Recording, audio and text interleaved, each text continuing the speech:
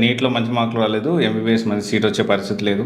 అనుకునే వాళ్ళకి ఒక టాప్ 5 మెడికల్ కోర్సెస్, మెడికల్ సంబంధించిన కోర్సెస్ మనము చూస్తే మన బీఎస్సీ నర్సింగ్ ఇదేంటి అంటే చాలా బాగుంటుంది. One of the good career, మంచి కెరియర్‌ని బిల్డ్ చేసుకోవడానికి ఛాన్సెస్ ఉంటాయి.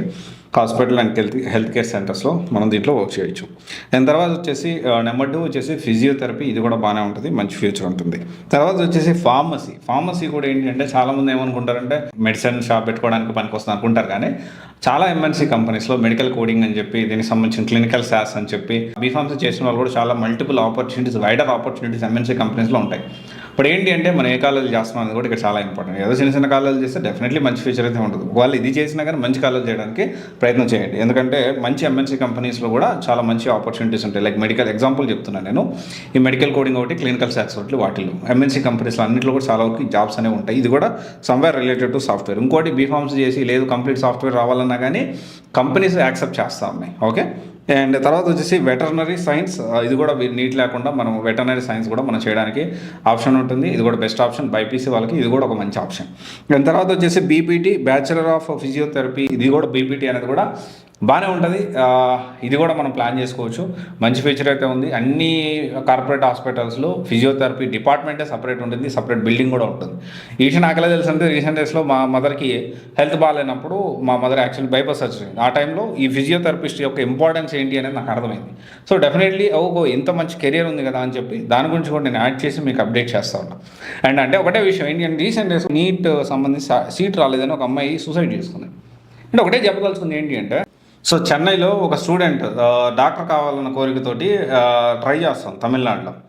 అండ్ నీట్కి భయపడి, అంటే ఉత్తీర్ణత సాధించలేదు అని చెప్పి ఇంక డాక్టర్ కాలేనేమో అని చెప్పి వేరే ఒక ప్రైవేట్ శిక్షణా కేంద్రంలో తీసుకుంటా ఉంది. తను వచ్చేసి పట్టి ప్రాంతానికి చెందిన సెల్వరాజ్ చంద్ర దంపతుల కుమార్తె సంధ్య అనమాట. +2లో మంచి మార్క్స్ వచ్చినాయి.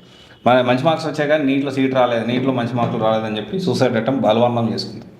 అంటే నేను ఇప్పుడు ఏం చెప్పదలుచుకున్నానంటే, ఫస్ట్ ఆఫ్ ఆల్ పేరెంట్స్ తప్పు. పేరెంట్స్ 200% తప్పు. ఇప్పుడు నేను ఎంత డబ్బులు ఖర్చు పెట్టా, నువ్వు ఖచ్చితంగా చదవాల్సిందే. నేను ఇంత డబ్బులు ఖర్చు పెట్టా, నువ్వు ఖచ్చితంగా చదవాల్సిందే. లేకపోతే నేను ఇంత డబ్బులు పెట్టాను, అంత డబ్బులు పెట్టి ఏమైనా ఇన్వెస్ట్మెంట్ చేస్తున్నారు పిల్లల మీద.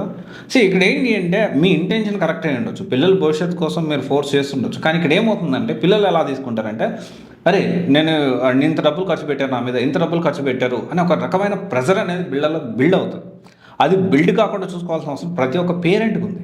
అండ్ నీట్లో రాకపోతే అంటే పిల్లలు ఎంత దారుణంగా, మొన్న రీసెంట్గా మనం చూస్తున్నాం, కెమెరాలో కూడా కనిపించింది. పిల్లోడు ఉన్నట్టుండి పైనుంచి ఒక 7 ఫ్లోర్స్ 8 ఫ్లోర్స్ నుంచో ఒక పేరు మోసిన ఇన్స్టిట్యూట్, అది పారాయణను జై చైతన్య, ఈ రెండింటిలో ఏదో నాకు కరెక్ట్గా గుర్తులేదు, అక్కడి నుంచి దూకేశాడు పిల్లోడు. ఎంత అంటే నీట్లో సీట్ రాకపోతే బతకట్లేదా? మీరు బతకట్లేదా? మీరు అందరూ డాక్టర్లు అయి బతికిరా? మీరు అందరూ ఇంజనీర్లు అయి బతుకుతున్నారా? చెప్పండి.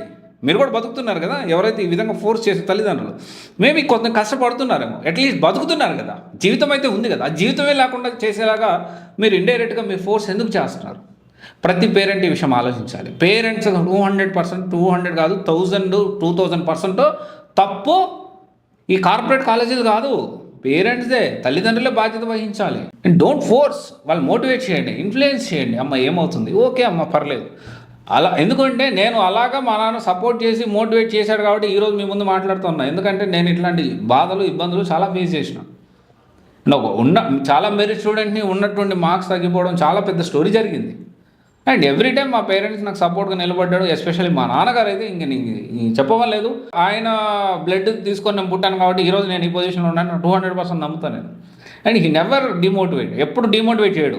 నాన్న ఏం కాదు నాన్న, పోనీలే, ఏదైనా పెద్ద మిస్టేక్ చేసినా ఓకే నాన్న పర్వాలేదు, నువ్వు తెలుసుకున్నావు కదా, ఐఎమ్ హ్యాపీ, నువ్వు జాగ్రత్తగా ఉండు చాలు. జనరల్గా ఇది ఒక విషయం అందరితో షేర్ చేసుకోవాలి. చాలామంది ఈ మందుకి సిగరెట్లకి బానిసైతే ఏం చెప్తారు జనరల్గా ఏంటి అంటే, ఇలాంటి వాటికి ఒకవేళ ఎడిక్ట్ అయితే పిల్లలు నువ్వు చేయొద్దు అని చెప్పి దాన్ని బాగా ప్రెజర్ చేసుకోవచ్చు. కానీ మా నాన్న ఏం చేశారంటే, అంటే నేను పూర్తిగా ఎడిక్ట్ అని కాదు, నేను స్మోక్ చేసాను నాకు ఇప్పుడు కాదు. సో ఇప్పుడు నా చాలా హెల్త్ కాన్షియస్, చాలా రన్నింగ్ చేస్తాను, జిమ్ చేస్తాను, అన్నీ చేస్తాను. అప్పుడు అరే నాకు చాలా బాధరా, నా జీవితంలో ఒకే ఒక కోరిక, నువ్వు ఏం అంటే ఎట్లున్నా పర్వాలేదు కానీ ఈ బ్యాడ్ హ్యాబిట్ ఒక్కటి మాత్రం తెలుసుకోమాకయ్యా అని చెప్పాను అన్నాడు. బాధ వేస్తుంది, కళ్ళ మీద నీళ్ళు పెట్టుకునేవాడు. ఎప్పుడన్నా పొరపాటున బై మిస్టేక్ మా నాన్నకు తెలిసిందంటే ఒక 2-3 సార్లు అట్లా చూసి, అండ్ నేను రియలైజ్ అయ్యాను, అరే అట్లీస్ట్ మా నాన్న బాధ పెట్టకుండా ఉండడం కోసమైనా నేను మానేయాలని చెప్పి అప్పుడు మానేశాను. తర్వాత డెసిషన్ తీసుకున్నాను. ఆ తర్వాత ఇప్పుడు నాకు రియలైజ్ ఓహో ఆ రోజు మా నాన్న చేయబట్టే నేను దాన్ని బట్టి ఈరోజు మారడము, మంచిగా హెల్తీ లైఫ్ స్టైల్ నేను లీడ్ చేస్తున్నాను నాకు అర్థమైంది. అండ్ పిల్లల్ని ఎప్పుడు ఫోర్స్ చేయొద్దు, చాలా ఇంపార్టెంట్. Okay, thank you.